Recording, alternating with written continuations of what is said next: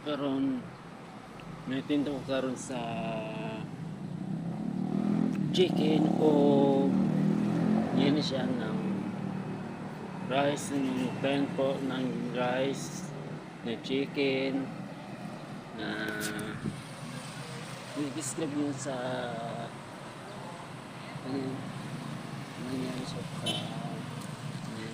sa asan karon guys yan sa i-drop na sa kwarta niya i-drop ko karon na hindi po sigurado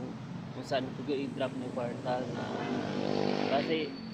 ugma siguro na i-drop ko kwarta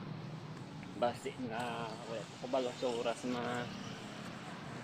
i-drop ko kwarta base ko kabalo sa oras na i-drop ko dayon sige guys.